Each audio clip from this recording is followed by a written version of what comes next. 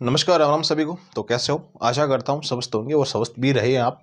आपकी जो कर्मचारी चयन बोर्ड का है, अब ये मान के चलना आपका नया ही कैलेंडर इसमें डिक्लेयर होने जा रहा है। ठीक है, कैसे डिक्लेयर होने जा रहा है मैं अभी आपको एक्सप्लेन कर दूंगा कि भाई आपका जितनी भी आगामी जो एग्जाम्स हैं, जनरल वाली वो जो एग्जाम आपकी जो रीट वाली एग्जाम है वो तो ऑलमोस्ट होगी, उसका तो कोई कहने वाली बात ही नहीं है।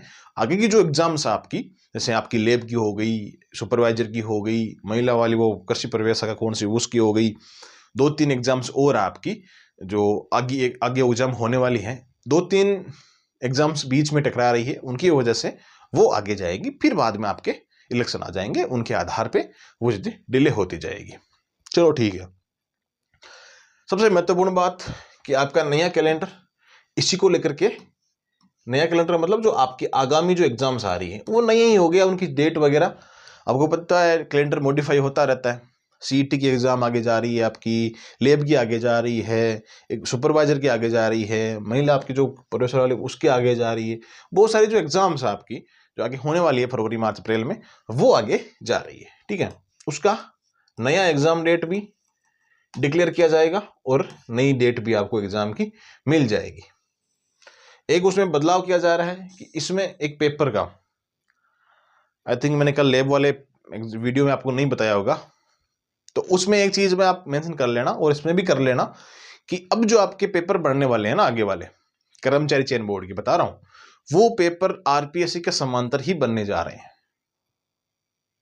ठीक है, आरपीएससी के जैसे ही डिफिकल्ट पेपर बनने जा रहे हैं, उन पेपर्स का लेवल अच्छा बनता जा रहा है। आई होप ऐसा हो जाए, तो आलोक राज जी को मैं धन्यवाद देना चाहता हूं कि बहुत अच्छी बात है, ऐसा पेपर आप बिल्कुल दीजिएगा।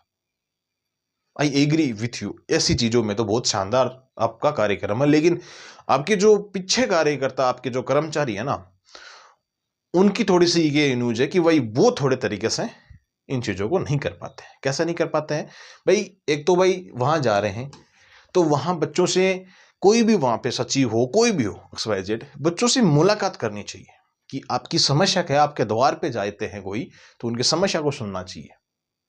जैसा कि आपने देखा होगा सोशल मीडिया के माध्यम से उनको वहां से डराया जाता है, धमकाया जाता है, वहां से निकाला जाता है। जहां तक कि फोन को फोड़ने की भी बातें होती है कि वीडियो ना बनाए, वो वीडियो सार्वजनिक तौर पे बना सकते हैं, कोई दिक्कत नहीं है, कोई निजी जगह नहीं है, वो पब्लिक पैलेस है, वहां पे वीडियो अलाउ है बनाना, कोई दिक्कत नहीं है, कोई कार्रवाई नहीं। ठोक के बजाओ और ठोक के आप वीडियो बनाओ, कोई का माइकल लाल नहीं है कि आप कुछ कर दे, किसी की हिम्मत नहीं है। बाकी आलोक राज की अकेले सही होने से सिस्टम नहीं सुधरता, मैं तो सीधी बात कहता हूं, वो बहुत भोले इंसान है।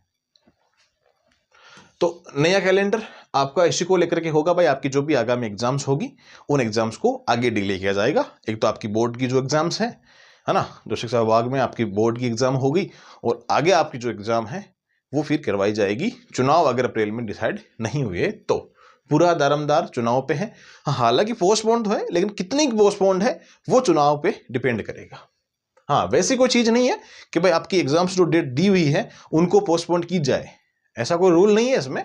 लेकिन यह है कि आपकी नई एग्जाम तिथि घोषित नहीं की जा सकती है आचार संहिता के समथिंग, और आगे जो एग्जाम्स आपकी होगी उन्हीं डेट पे हो सकती है। लेकिन देखो, प्रशासन की उसमें आवश्यकता होती है, अगर प्रशासन इलेक्शन में रहेगा तो कैसे आपकी एग्जाम्स कंडक्ट करवाई जाएगी, यह आपको बेसिक समझने की आवश्यकता है।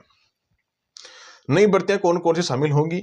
देखो, जो आपकी एलडीसी को लेकर के है, एलडीसी आपकी 2025 वाली वैकेंसी में ही शामिल रहेगी।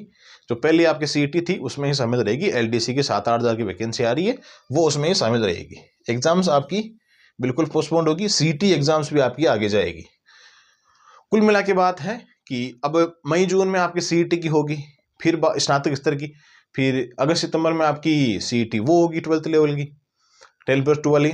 तो अब सारी एग्जाम्स तो फिर सीईटी में है ना, तो ये एग्जाम से सारी सीईटी पहले अब हो रही है इस साल में। मुझे लगता है कि ये डिले होगा, जब तक सीईटी नहीं होगी आगे वाली एग्जाम्स तो नहीं होगी। और इन सीईटी में ये जो एलडीसी की सारी भर्तियां हैं वो डाली हुई है 10+2 में, तो अब इनमें चलता रहेगा।